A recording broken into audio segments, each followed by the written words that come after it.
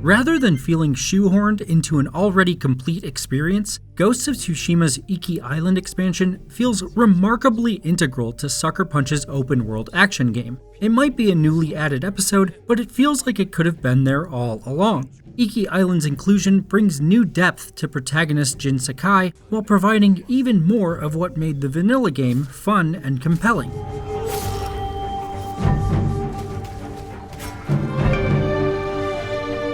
If Ghost of Tsushima was about Jin failing to live up to the expectations of his father figure, Lord Shimura, his adventure to Iki Island is about Jin's biological father, Kazumasa Sakai, failing to live up to his son's expectations.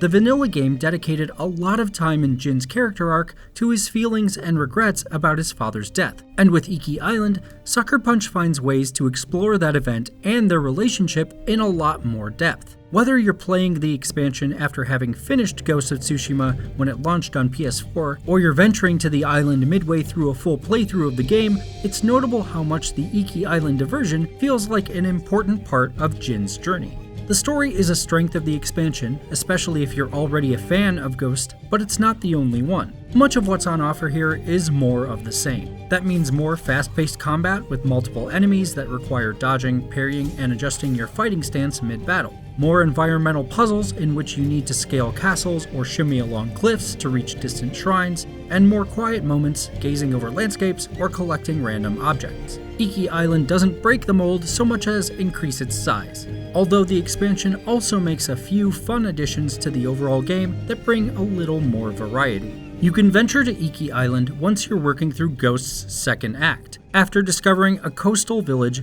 where a new Mongol leader has poisoned several of the inhabitants. The psychedelic drug doesn't kill its victims, though. It drives them to madness, locking them in painful visions of their greatest fears and their regrets from the past. Death follows you.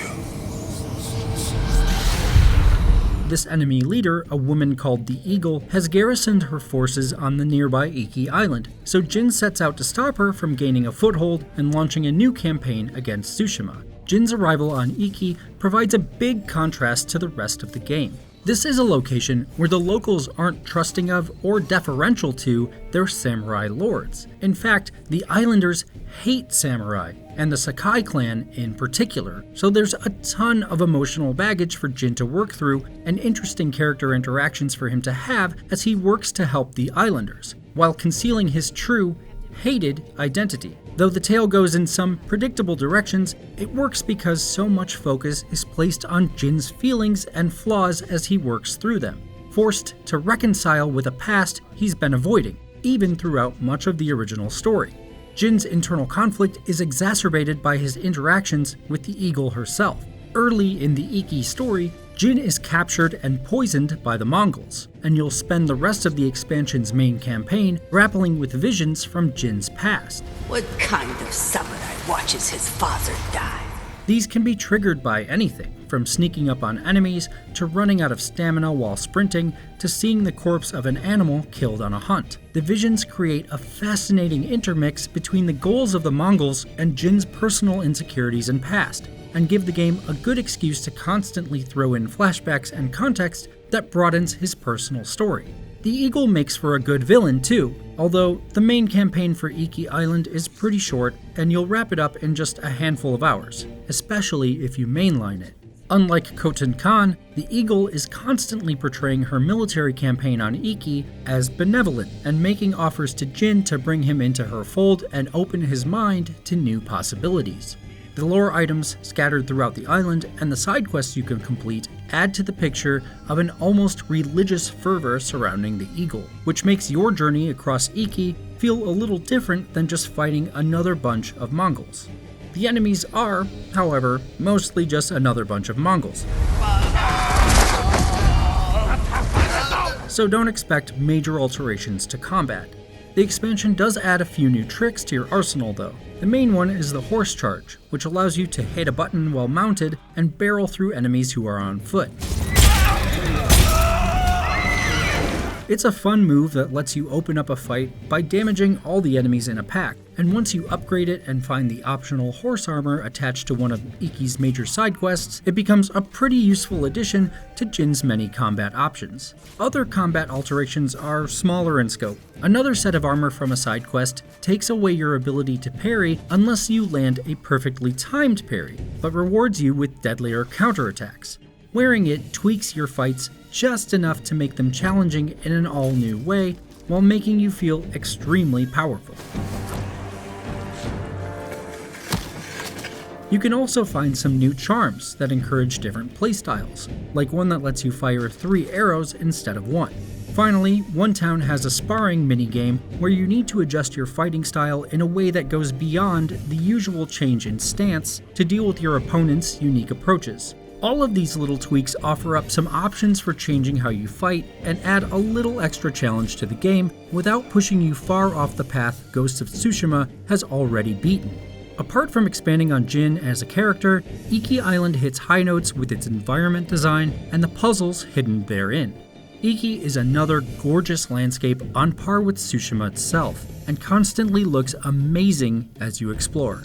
It also has a few long, satisfying environmental puzzles to work your way through, standing with the best of what showed up in the base game. One highlight has you searching for lost treasure by making your way across a fleet of shipwrecks, and the further out you get, the more volatile the ocean becomes. As waves crash against the wreckage, you can't just fling yourself through space the way you do in every other example of these puzzles. You have to time your jumps and pay attention to your surroundings lest a wave crest a rock at the wrong time and sweep you back into the water. There are a handful of Tsushima's open-world activities to complete, like haikus and bamboo strikes, and a few that are unique to Iki, such as archery challenges. But the best new additions are animal sanctuaries. These locations are exactly what they sound like, and each has Jin playing a short tune on his flute that provides a bit of a rhythm minigame for you to interact with and rewards you with a new charm for combat. You tilt your controller up and down to match the tone of the flute, and as you play, animals creep closer to interact with you.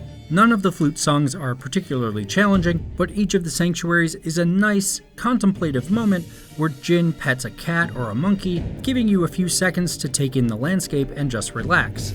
All of what Iki Island brings to Ghost of Tsushima is good if you already like Ghost of Tsushima. However, the base game's issues remain, so if Sucker Punch's take on the open world didn't thrill you before, don't expect to change your mind now. You'll still wrestle with the camera during combat, especially as the Mongols come flooding at you from all sides. And while Iki Island is a fun place to explore, it's littered with a lot of the same by-the-numbers open-world activities and collectibles that the vanilla game was. Where Iki Island excels, though, is in adding some new dimensions to the rest of Ghost of Tsushima.